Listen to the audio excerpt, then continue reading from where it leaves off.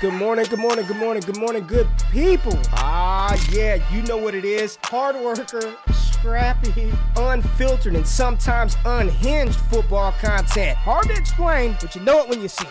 Doing it daily our way. I don't know what you're talking about right now. Redraft and Dynasty Fantasy Football, we got you covered. You know their defense is ranked like 31st in the NFL? NFL draft prospects and rookies? Now you know you in the right place for that. Absolutely. All right, then stop saying it. Then we're done. And prop bets with my man Jay Rich. Count that money, man. Now wipe the crust out of your eyes. Get you a cup of coffee. It's time to wake your ass up with Ray G. You honestly are making absolutely no sense and you sound silly as hell. Good morning, good morning, good morning, good morning, good morning, good morning, good people. It is Monday, February the 14th. Happy Valentine's Day for all the lovers out there. This is Wake Up with Ray G. Oh yeah, in the year is 2022. We got a new Super Bowl champ. New Super Bowl champ, Jay. Before the season started, I bought 2 helmets for the studio, man. I bought 2 helmets. You know what 2 helmets I bought that I had amongst all the others? I had the Rams and the Bengals helmets. And there you go. The Rams, Super Bowl champs. I feel like I should put it on. But don't put it on. You'll curse them forever. The Cowboys lover in me can't do it. But here we go, champion Rams, and of course, I love me some Odell Beckham Jr., so I had the rep for OBJ today in the LSU 3. Congratulations, Rams fans, man. That's dope. If I'd have just took a bet on 2 teams that make the Super Bowl, if I'd have just bet on the helmets that I have in the studio, I would have been good. You would have done all right. I also had, look, AD, we got Aaron Donald.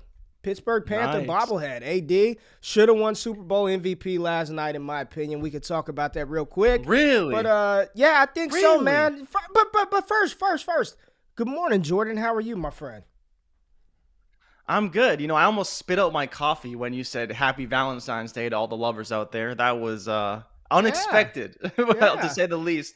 And it's funny because I literally had to pull my AirPods out of my car today. And when I say they were frozen, like I'm pretty sure they were frozen through and through. So I was like, I was sitting on them trying to defrost them before the show. But happy to be here, man. It's cold as balls out here, but happy to be inside doing the show. Rams are champs and the Bengals covered. So I did pretty good last night, so I'm happy about it. Well, I think you've got a problem on your hands. And I didn't tell you this pre-show, but I think you have a serious issue on your hands that you're going to have to clear this up and address it very quickly because your girlfriend thinks that since football is over, this is Jordan's better half. And last night she tweeted out, "I can finally have my boyfriend at your boy Jay Rich full attention. You can get his full attention. Bye football." I am so happy for the relationship that you two have, and I don't want to ruin anything on this day for you, but you're going to have to tell her that the party's just getting started, man. I don't know what your girl is going to do, but you need to let her know this is just the beginning. So just had to throw that out there, Jay. You're going to have to clear that up because she absolutely has no clue what's coming. But it ain't over. It ain't bye-bye football. We just getting started, baby. But yeah, Super Bowl. Let's talk Super Bowl real quick. Rams won. Any quick take? Here's the thing, y'all. There's going to be every piece of content that you listen to today, every single thing is going to be geared around the Super Bowl. You're going to hear it every which direction. We ain't going to spend a ton of time on that. Congratulations to the Rams. I feel like shit for Odell Beckham Jr. Like I feel so bad for him. And I don't know if it's confirmed ACL. He didn't look like it was just a sprain, right? And it was the same knee. Feel terrible for him. Really quick, dynasty value. He might not play next year. Think about it, right? Yeah. 9-month, 10-month recovery. 30 years old. Take them all the way. It's hard, man. It's hard. I mean, the better days of Odell Beckham Jr. are done. You know, like he had a boost of value here. If you have him, I think you hold or you sell for what you can get a third, something like that. I just feel really, really bad for Odell Beckham Jr., but really happy because he did get his ring. And it's definitely a what could have been Hall of Fame career had he stayed healthy. The fact that he went over 1,300 yards, winning Offensive Rookie of the Year, in his rookie season after missing the first 4 weeks with a hamstring injury. First game, a lot of people don't realize that catch that he made, that was in his first professional NFL game versus the Cowboys. That was game 1 for OBJ. Real quick, your thoughts from this game, Jay? The biggest thing for me, honestly, is just Cooper Kupp's continued dominance. And you mentioned OBJ and feeling bad for him, and that's just terrible. But to see the way Cooper Kupp brought in like his guys, right, to bring in OBJ, to bring it home for Robert Woods, to bring it home for everyone who couldn't play, that to me is kind of what stood out more than anything. And then as well, it's just like the alphas on the outside for Joe Burrow are going to continue to just feast. Like you saw with T. Higgins. And while that play was definitely offensive pass interference, he made other plays as well. Jamar Chase showed why he's an alpha in the NFL. And Zach Taylor needs to figure out how to call plays, because 3rd and 2, giving it to P. Ryan up the gut is not going to get it done. It's not going to win Super Bowls. And the Bengals are going to be good, right? We know they're going to address the offensive line. The defense is probably going to still get better, but that offense doesn't need any pieces. I'm curious to see kind of what the Rams do. They went all in and they won, but what do they do kind of to run it back or bring it back next season? Yeah, man. My immediate takeaways, the Rams need a lot. They got to improve that offensive front. That offensive line blocking was terrible. Like they couldn't get anything going on the ground. Matt Stafford, well worth the cost of admission. They won a Super Bowl. I really don't think they care what happens after this, to be honest with you. There's rumors that Aaron Donald and Sean McVay might peace out. We'll see how that plays out. It's easy to say that now, the joy and the jubilation coming off the high of that win. But when they sit back and they reflect, and Aaron Donald is still at the prime of his career, think about if McVay could retire at 36, 37 and go make more money in the booth with his beautiful wife and not have to put in all the long hours of coaching and the stress. That'd be nice to be able to retire at 36 years old. I'll be 36 this year, and I am nowhere close to retirement. The Bengals side of the ball, I was having some conversations with some patrons last night, and they were like, see, you don't need offensive line to win a Super Bowl. Maybe not, but Joe Burrow was sacked, 8, 9 times in the game? He was under pressure all night. If I'm Cincinnati, I'm just drafting offensive linemen. I'm signing offensive line in free agency. You cannot allow your franchise quarterback to get beat up like that. And I think Joe Burrow, we've been saying it for a while, top 5 dynasty quarterback. I wouldn't even argue, top 4. I think it's Allen, Herbert, and I'd probably take Joe Burrow over Kyler Murray. We're not even going to get into the drama of Kyler Murray, but I think it's Allen, Mahomes, Herbert, Burrow. And if you want to flip Herbert and Burrow, fine. Those are the top 4 dynasty quarterbacks in my opinion. Joe Mixon ran well. T. Higgins is awesome. McNutted, Iowa Michael on Twitter, one half of the 4D Chess Dynasty podcast, says T. Higgins is a top 6 dynasty wide receiver. Hard to argue that this morning. Real quick, we had some of the NFL superlatives happen over the weekend, and let's take a look at that. So Defensive Rookie of the Year was Micah Parsons, no surprise. Offensive Rookie of the Year, Jamar Chase, no surprise there. Defensive Player of the Year, TJ Watts blew out the competition in that category. I think the most controversial or sort of up for discussion award was Offensive Player of the Year, which went to Cooper Kupp, who won the Triple Crown. I get JT, but, playoff team, Cooper, it was going to be Cooper Kupp's award. What else was there? Comeback Player of the Year, Joe Burrow. Glad I cashed that ticket. If y'all want to win some money, make sure y'all tap in. Jay talked about that pick live on air, and I actually put the bet in while we were on air. Got Joe Burrow, 2 units on him at plus 700, so that was a nice payout. And then MVP, and Jay and I were talking about this before the show. I'm glad it was Aaron Rodgers, and I'm glad, listen, say what you want about his immunization, vaccination, COVID toe, say what you want about all that other shit. Play on the field, he was MVP. And I'm glad that he won the award, because if we're just basing it on the merit, what he did on the field, not all the other stuff, Aaron Rodgers is who should have won MVP. Tom Brady was a good story, but they faltered too much. Give the award to the player who performed the best this season. And for everybody out there that keeps thinking a wide receiver should win it, or it's just like the Heisman Trophy, man. This is a damn quarterback-driven award. Offensive Player of the Year normally goes to the best skill position player. So going into next year, when you're thinking about future bets, it's just not a good bet to bet on a wide receiver or a running back to win MVP. Bet on the quarterback. And by all accounts, And I've been saying it for how long, Jay? I do not believe Aaron Rodgers is leaving Green Bay. I've been saying it for months. Everybody said I'm crazy. Reports are the relationship is good. They're about to offer him $45 million, and I'm sticking to what I said. I don't think he's leaving Green Bay. Denver fans, you can keep believing in that all you want, but I do not believe Aaron Rodgers is leaving Green Bay. And if he stays in Green Bay, they franchise Devontae Adams, he's probably going to win a third MVP in a row and set the record. I think he's tied with Peyton Manning right now. I've said it all along. Did not believe he's leaving Green Bay, and I still don't. So anything from the news cycle before we jump into this mock and look at some of these landing spots, Jay? One really quick stat that I want to throw at you. Cooper Kupp won the Triple Crown. He won Offensive Player of the Year, and he won Super Bowl MVP. Jerry Rice is the only other player to do that in their entire careers, and Cooper Kupp did that in one season.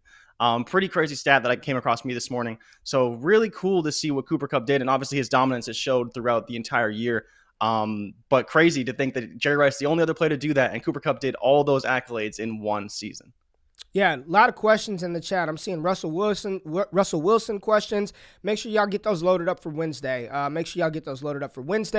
And Denver's getting Wentz. Oh gosh, let's hope for the sake of our Jerry Jeudy shares that doesn't happen. But let's go ahead and jump into this mock. So Jordan Reid, a good friend of mine in the fantasy football space, have gotten to know him a little bit.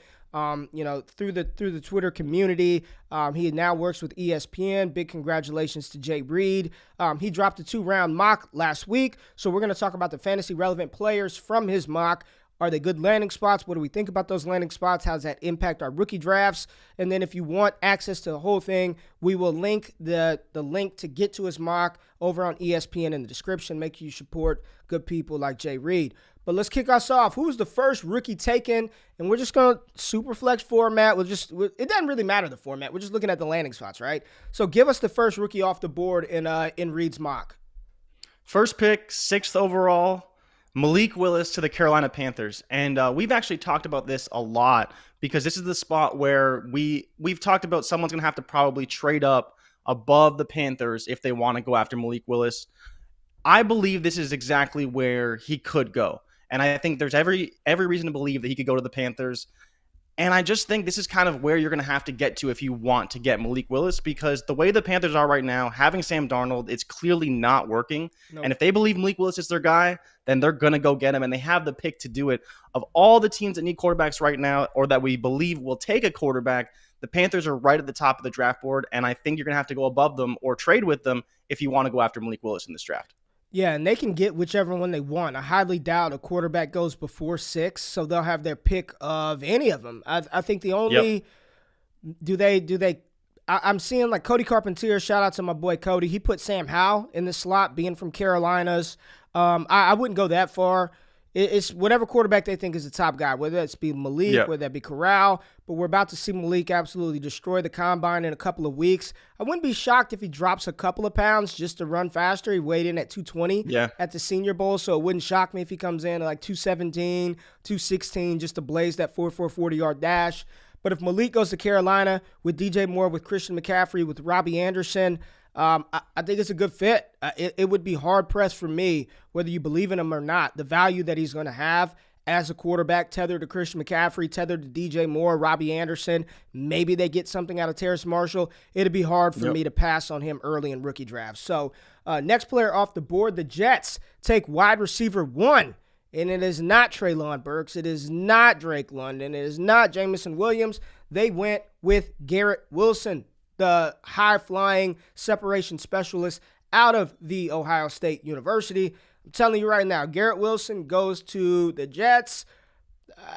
I think this hurts Elijah Moore a little bit, right? Just a little bit. Just a little bit. I think he would be the alpha, in my opinion. That's what Garrett Wilson is. You don't draft a wide receiver at number 10 for him to be the complementary piece, right? He's got the draft capital. He's got the pedigree. I think he walks in. I think it's good for both receivers, honestly. If you're saying it hurts anybody, it hurts Corey Davis. It hurts your Braxton Berrios dynasty stash shares.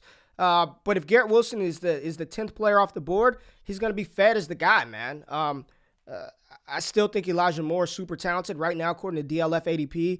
got him as wide receiver 19 in startup drafts. I'd probably take the discount on Garrett Wilson. So that would be high. I like Garrett Wilson. I like getting Zach Wilson some pieces. And I actually like what Robert Saleh's doing. It's going to take some time for the Jets to get it all together, but building around your young quarterback, getting him another pass-catching weapon, they need that. They cannot roll out, who was the guy, Keelan Cole and Corey Davis. Like, they can't do that. So Garrett Wilson at 10, and we just saw a team invest in a wide receiver early, make it to the Super Bowl. And I'm not saying that's going to be the Jets, but surround your young quarterback with some talent, right? Yeah, no, I'm with you. And that's where, for me, London or Wilson are great picks. It's only if for some reason they went after Treylon. I think that would really hurt Elijah Moore a little bit. But, yeah, I'm with you. I think that Wilson would be a great fit. I obviously already am in on Zach Wilson. So pair Wilson and Wilson, we get a Wilson squared connection for a lot of touchdowns out of New York. But at 11, the Washington Commanders select one of your favorite quarterbacks in the draft, Kenny Pickett. How do you feel about Kenny Pickett going to Washington? We know Terry McLaurin's there. We know Antonio Gibson's there. We like Diami Brown, Logan Thomas hopefully coming back. You've talked about John Bates. Or is it Jesse Bates? I think it's John Bates. Jesse Bates is safety for the Bengals. This is where I'm getting confused. But Kenny Pickett to Washington is a spot I really like. We know they have a great defense. They have a lot of pieces in there. I didn't even mention Curtis Samuel because he didn't play all season, but another dynamic playmaker. Pickett's a guy who can move. He can deliver the ball. He's got high IQ. He showed at the Senior Bowl. People seem to think that he's a top 2 quarterback in this class. I tend to agree with that. Yep. We'll see how Corral looks compared to him at the Combine, but I think that Kenny Pickett here at 11 sounds about right. We're starting to see these top-tier quarterbacks separate themselves in these mocks, and this is what's going to happen in the NFL draft. They start off a little bit lower, but slowly teams get desperate, tiers form, and things start to go up. I love Kenny Pickett to the Commanders. I think this would be a major, immediate boost up for Terry McLaurin. Boost up. Dynasty stash. Get John Bates. Get John Bates.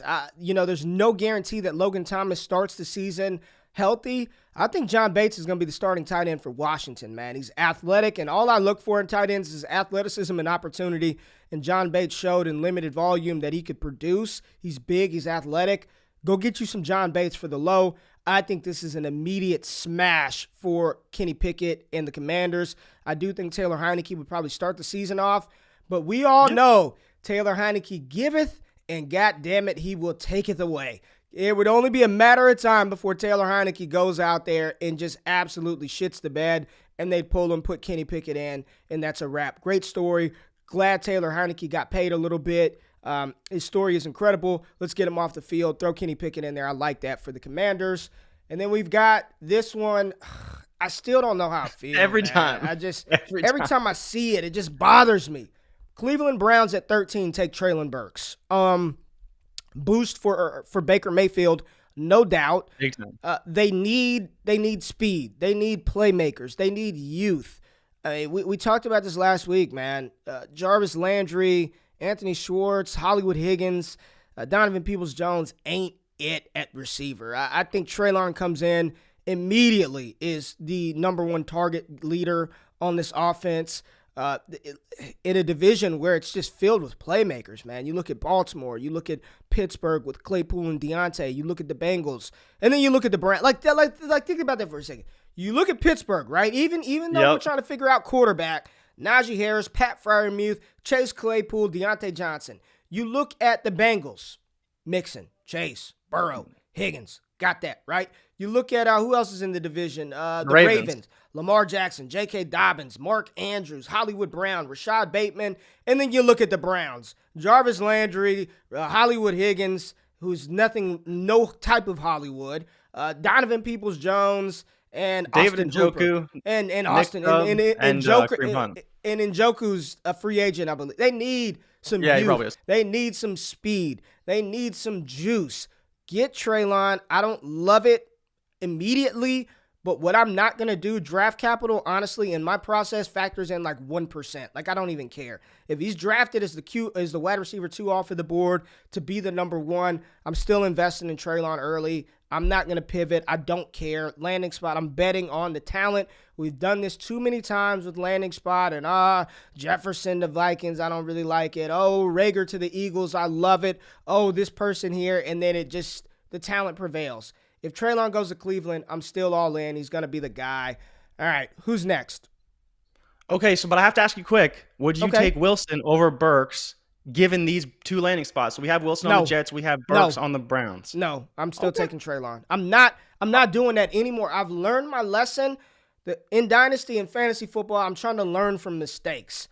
And drafting, because you kind of like when you really think about it, what has Zach Wilson really proven, right? He had flashes, still young offense. Like, I'm not doing that anymore. Burks is the one. I don't care where he goes. Unless he's drafted in round 3, he's probably going to be wide receiver 1 off the board. I'm not doing that landing spot game. I'm just, for me, I could care less. I couldn't care any less where he lands. I just want the draft capital.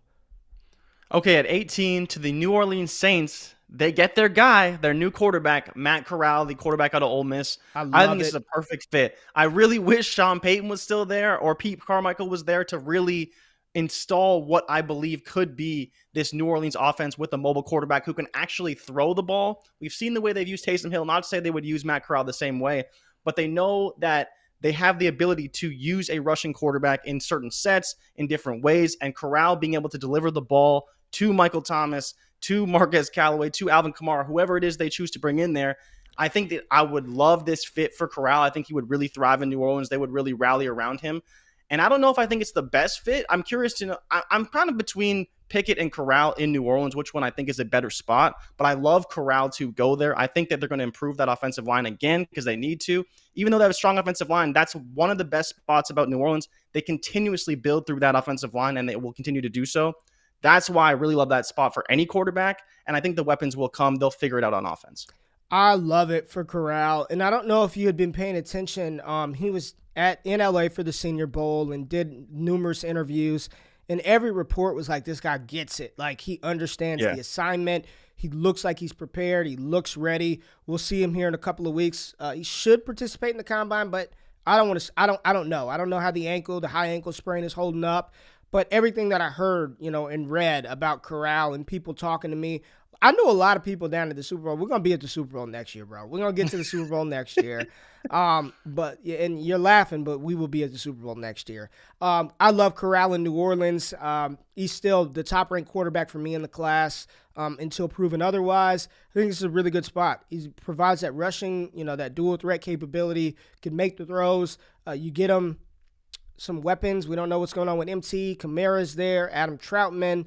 I like it. I think it's a good spot for him, and it's a good team around him, so he probably wouldn't be asked to do a ton right away, but he can do a lot more than Taysom Hill could. And if Jameis Winston does come back, there's a possibility they roll him out there to start the beginning of the season and let Corral just kind of incubate for a little bit, cook, develop, learn. I like the spot for Matt Corral. I think all three of these quarterbacks so far, based on Jordan's mock, and it's about to get a little bit better. I think all of them hit home run landing spots. So let's go to the next quarterback off the board. QB4 at pick 20. We got Sam Howe to the Pittsburgh Steelers. Sam Howe to Pittsburgh. I mean, whoo. Spicy pick, man. Spicy pick, but you get you the dual threat. I still have belief in Sam Howe. You're not as good as he was as a freshman and sophomore, and just, he lost everybody. He lost Javonte. He lost De'Ami Brown. All he had was Josh Downs on offense this year. Josh Downs, and he had a good running back in Todd Chandler, who I like a lot as a sleeper this year. But it's interesting. You look at the quarterbacks in this division again. All of them can move around a little bit, right? The ones who are really competing can move around. You pair him with Claypool and Deontay and Najee Harris and Pat Freiermuth. I mean, this could be a smash spot for Sam Howe, who, if he goes in the first round, he's going to be a top 8 pick in rookie drafts. What are your thoughts on Sam Howe and Pitt? It's a home run spot for any quarterback who goes there. They have all the weapons. The offensive line is going to get bolstered second, third round. They can sign guys. They just need that quarterback. And if Sam Howell can be that guy, we know the type of offenses they can run in Pittsburgh. I think this is a great spot. And I think he'd really challenge to that top tier of quarterbacks. We've talked about Pickett. We've talked about Corral. But if Sam Howell is going to go to a team like Pittsburgh, I think you have to consider him, like you said, in that top 8, top 9 of rookie drafts, maybe even higher than that. Because if there's one team I believe in, I think of all of them, I believe in the Saints a lot, but Pittsburgh might be number one as far as developing quarterback and building an offense around a player. It didn't work out with Mason Rudolph, but I think it would be much more successful with Sam Howell at the helm. Yeah, I'm with you, man. I like it. I like it. All right, at 22, the Raiders go get a wide receiver 1, and they take Drizzy Drake London out of USC. Name something the Raiders like more than big wide receivers, right? You got big Darren Waller. You pair him with big Drake London and let Derek Carr just throw it up there. And Carr, no one loves a YOLO ball more than Derek Carr, man. Derek Carr just loves it, man. When he chunks it deep, it's either going to be picked or caught. And I love it. I love this fit. They're going to commit to Derek Carr, and I think that's a good decision by the Las Vegas Raiders. But they do need to find somebody on the outside. And I think Drake London complements that offense so well. You've got Hunter Renfrow, who probably is still going to get his 140 targets out of the slot. You got Darren Waller that's going to do damage up the seams outside. And then you get Drake London, playmaker, intermediate routes, bigger wide receiver, more of a possession guy. I think this is a great spot for Drake London. A lot of people think he's going to go in round 2. I don't know why. I will bet money that he's a round 1 pick. I like Drake London to the Raiders, man. Yeah, no, and what they're doing is they're taking what they thought Bryan Edwards could be, and they're getting a player who can actually do it. And, we've seen Olave mocked here a lot, but to your point, Drake London makes a lot more sense for what they need and how their team will be built, because he can run the outside routes. They have Darren Waller to go over the middle and intermediate, and then, like you mentioned, Hunter Renfrow to cover the short passing game and still run intermediate routes. They got Josh Jacobs there. That would be a really good offense, to see how Josh McDaniels chooses to build that offense heading into next year. They have pieces, right? And they could be pretty damn good. And to your point about Carr, people are still kind of sleeping on him. Like, he threw for a ton of yards. He's going to continue to do so. And if they keep building around him, he could be a pretty damn good quarterback for fantasy football. Yeah, I think that'd be the end of the Bryan Edwards experience. Played better this year, but if they draft any wide receiver, I don't care if it's London, Olave, that's a wrap for Edwards. I mean, you don't take a wide receiver in the first and not try to develop him as your guy. That'd be a wrap for Bryan Edwards. And somebody asked about London running at the combine. I don't even think he does. Honestly, I don't know if London does anything throughout the entire draft process. At this point, I think we're seeing more like he did everything he needed to do in college. From his freshman year to his junior season, he could not do anything through the whole process, and I still think he's going to be a first-round pick. He's that talented of a player. All right, Tennessee. Ugh, this one, I just don't know, man. So at 26, I love you, Jay Reid. I love you. Jordan has Olave to the Titans. Yeah, he'd be their wide receiver too, right? Man. He'd be their wide receiver too. Catching passes from Tannehill. I don't know. They do need it, though. They do need it. The reason why I kind of like it is it's a good fit. It's a good fit. Yeah, I think he fills that role that Corey Davis left behind, right? And while, we don't think it's a spectacular role for any wide receiver, he was pretty good. I believe he had 900 yards. I'm pretty sure he had 5+ touchdowns. That would be a pretty damn good offensive situation for Olave. Jay, we got the air horn. Jorgen from Germany is in the building, baby. Let's go. We've missed you, Jorgen. Here. What's up, Jorgen from Germany in the building? All right, go ahead. Olave, Corey Davis. I think that's the archetype that he fills really well. And while we don't love it for fantasy, going in the first round, he'll see targets, early opportunity. I think Olave can get it done. And while he's never going to usurp A.J. Brown, I think there's a lot of value potentially to be had there. I don't know what they do with Julio. I don't even know what his contract situation is, but can you even get rid of Julio is the real question. Because honestly, I don't even think A.J. Brown would let him. I think if they said, AJ, we want to cut Julio, he'd be like, nope, if you do that, I'm leaving. Because he loves Julio so much. But I think Olave there is a good spot. But again, I don't think it boosts him anywhere from the second round in rookie drafts. Yeah. All right. So the Kansas City Chiefs, every year we mock a receiver to Kansas City. Listen, McCole played better. I still don't like it. McCole played better this year, right? He had flashes. I'm not saying he's a 2. They got to do something, though. They need some more playmakers. This guy may not even help you this season. Maybe it helps. Maybe I think he comes back in the season, playoff run type stuff. But Jameson Williams out of Alabama, that is freaky. Jameson and Tyreek opposite one another is freaky. That's scary. I know Travis Kelce's getting older. Jay, I don't know how you feel about him, but I do think they are grooming Noah Gray to be the heir apparent to Travis Kelce. He was playing on the field. I kind of like, you're talking about dynasty stashes. We talked about somebody we said earlier, John Bates, the tight end out of Washington. No, I love stashing these tight ends, these kind of athletic tight ends, because all you need them to do is start. Like, it's so hard to find these guys. It's the Dalton Schultz effect, right? I like Noah Gray. I like J-Mo to Kansas City. I think this allows them to continue to have that element of speed on their offense, even though he's probably not going to help you the first 10 weeks of the NFL season. Jamison Williams to Kansas City as wide receiver. What would this be, like 5, 6 off the board? I think that's a smash. A lot of people, again, I've had some DMs about, is J-Mo going to be a first-round pick? Yes, I still think, torn ACL and all, he's going to be a first-round pick. And Kansas City gobbles up some value. A player who at one point in time was mocked as the first wide receiver off the board. You're getting him at wide receiver 6, I believe, in this mock.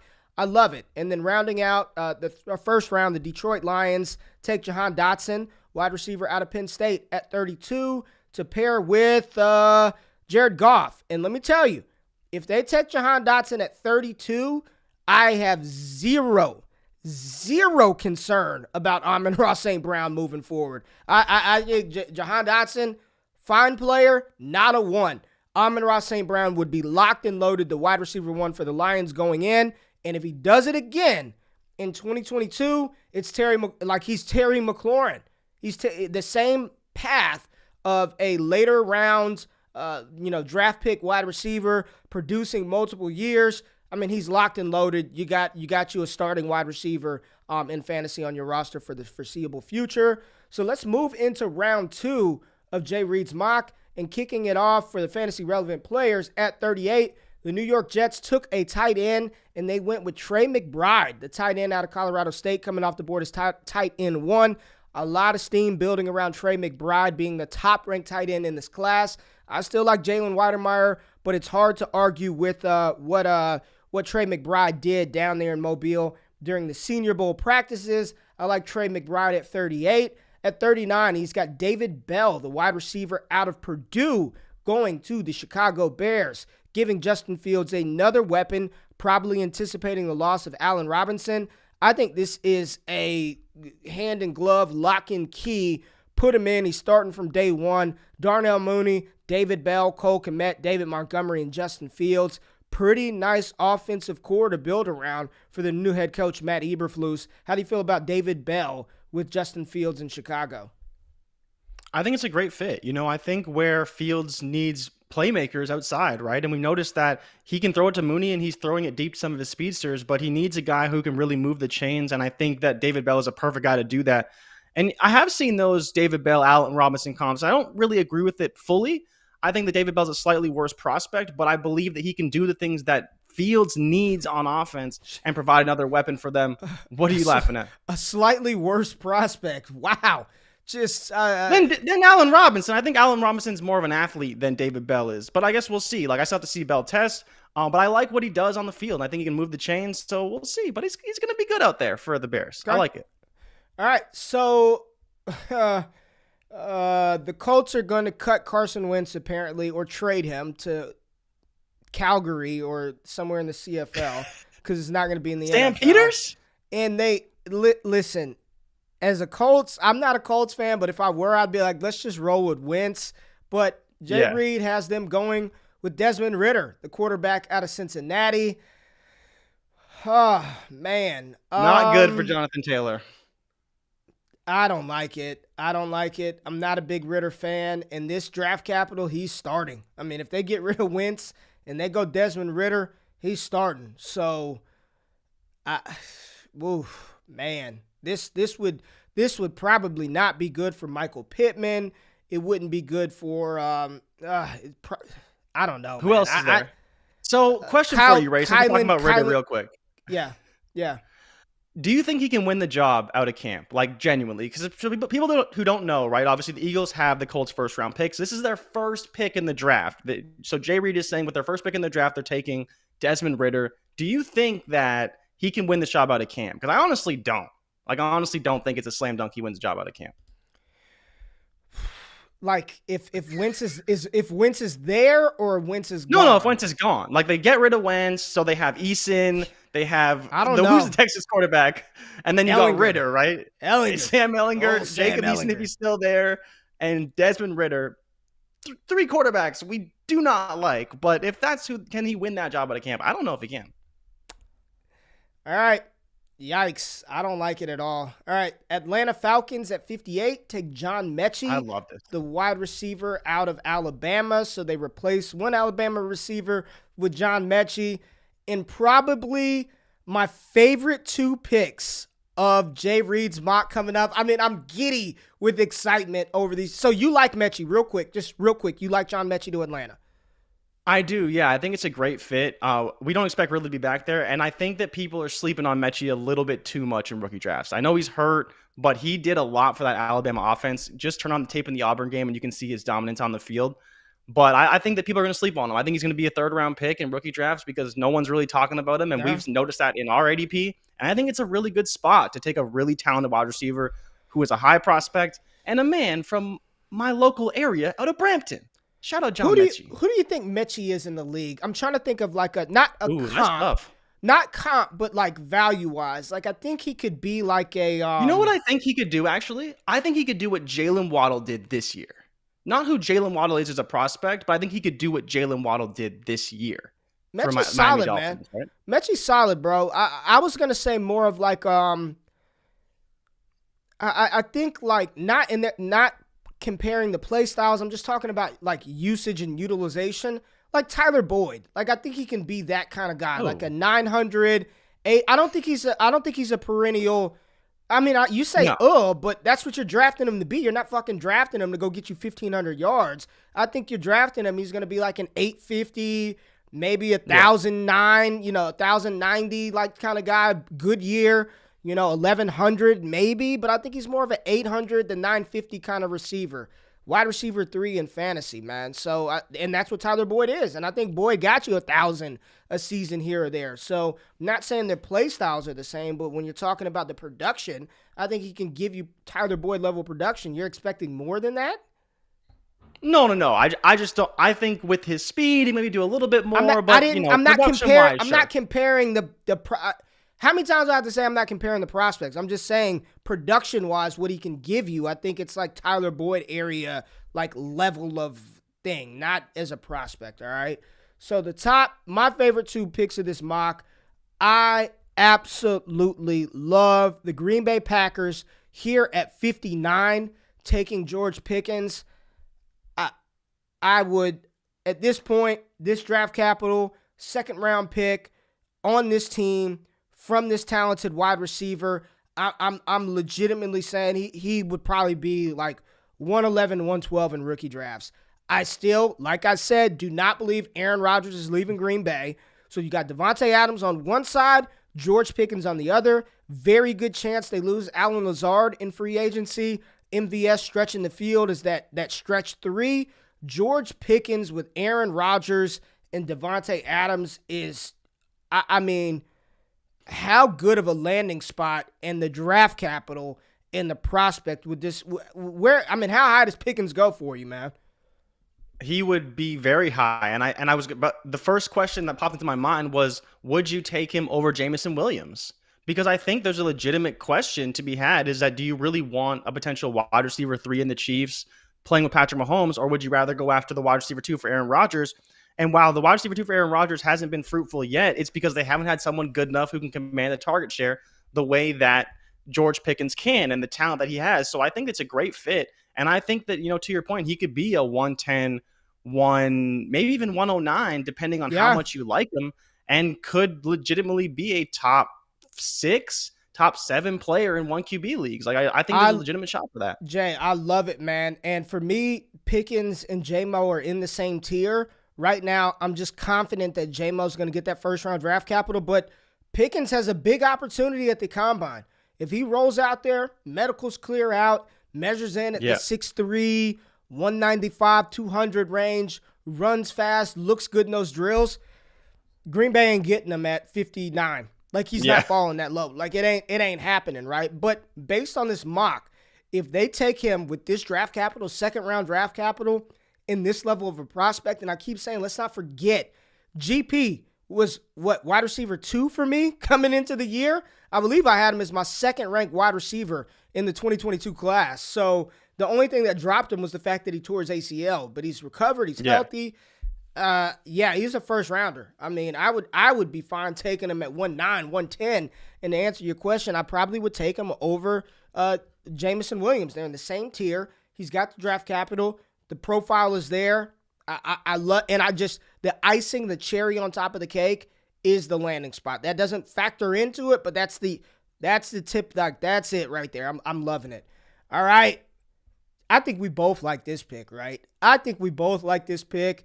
I like it because I think it's the quarterback. That's the problem. I get it, but I'm with you. As long as Bruce Arians is there, he is a Bruce Arians running back. RB1 off the board.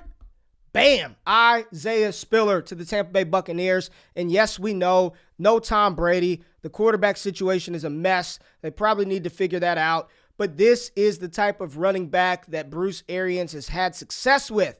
The bigger running backs that can catch the ball and be deployed as pass-catching weapons. Isaiah Spiller, you put him in Tampa Bay, they still have a good offensive line, and I don't care, man. I want the draft capital. He's coming off the board in the second round as the first running back taken with Bruce Arians. How much they utilize the running back. Byron Leftwich is still there, right? Don't they still have Byron Leftwich? Yep. We saw Leonard Fournette going out there catching 5, 6, 7 passes a game. Wheels up Isaiah Spiller if he lands in Tampa Bay. I don't care about anything else. The draft capital, he's there with a coach that knows how to utilize them. I love it. Love it, love it, love it. Isaiah Spiller to Tampa Bay, running back one for us by a thin, razor-thin margin. But I'm freaking loving this fit, man. Yeah, no, I'm with you. And I think to your point, they do have a great offensive line. And more importantly, that Bruce Arians running back is a very fruitful spot for fantasy. We've seen the way he likes to use them. And no running backs, I believe, other than Ronald Jones on that roster for next season. So a potential opening at running back if they do choose to draft one. I like this spot. I think it's a great fit. And we know they like to run the ball. I'm curious, the quarterback situation scares me. But if they can retool that defense a little bit, get a running game, and start building back up that offense, they could be a good team again. And here's the thing. Let's just say they don't get a quarterback and they roll out Kyle Trask. It's just going to be a heavy dose. It's going to be the Najee Harris effect, right? Volume is king. It's just going to be Najee Harris all over again. Just feed Isaiah Spiller, dump it to him, run it, dump it to him. I'm in. In the final pick in this mock, second round from Jordan Reid, the Denver Broncos, they go quarterback. And if you're asking me, would I rather Desmond Ridder at 47 or Carson Strong at 64? Give me Carson Strong to Denver at 64. Eerie shades of Paxton Lynch there. Big white quarterback with a big arm. Just real eerie. But he's such a John Elway kind of quarterback, right? He's a John Elway guy. I don't hate it. Second round. I don't hate it. I love the draft pick. But it's funny you mentioned that. This is the Denver Broncos quarterback that they want. They want a big quarterback who can stand in there and deliver the ball in the pocket. And that's what Carson Strong is. He's got the big arm, he's got the talent, he's got the IQ. We'll see how it works out. He's a good kid too, man. Disposal, right? He's a good kid, man. Yeah. He's a good dude too, man. Just talking to him, he seems like he's got his head on straight, man.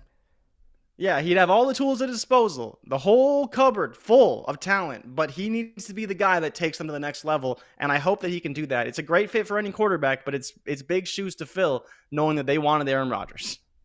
So, what were your favorite picks for me, man? I love GP to Green Bay. I love that one in the second round. Malik Willis to Carolina, I thought was a home run pick. Kenny Pickett to the Commanders. Howe to Pittsburgh would be, I really, really like that. David Bell to Chicago. What about you? Who were some of your favorite picks?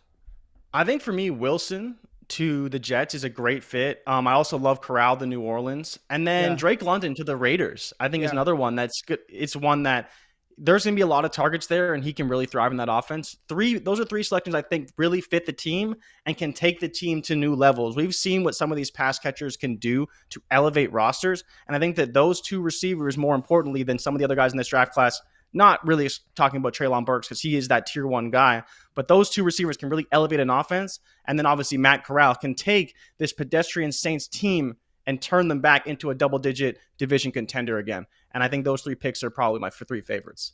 So the notable omissions that are really, I guess, conversation worthy that weren't included in these top 2 rounds: Kenneth Walker, running back out of Michigan State; Breece Hall, running back out of Iowa State. All the quarterbacks are gone. No Wan'Dale Robinson, no Kyron, no Algier, no Justin Ross. I know you kind of like him. That's one of your guys. No Christian Watson.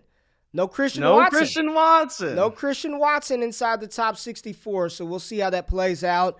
And even I know Cody, he released a mock under Roto Underworld the other day. And, based on landing spot and fit, and Breece Hall is his RB1. Breece Hall was the 4th running back off the board. I don't know who's going to be RB1. I think it could be Kenneth Walker. It could be Isaiah Spiller. It could be Breece Hall.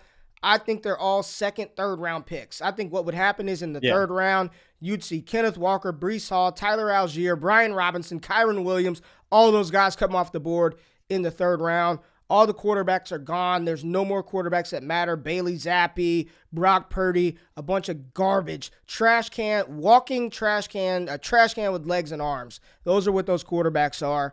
But that's the 2nd round. That's the 2-round fantasy relevant players. Once again, shout out to Jordan Reid from ESPN. Appreciate you putting out this dope content for us to go through.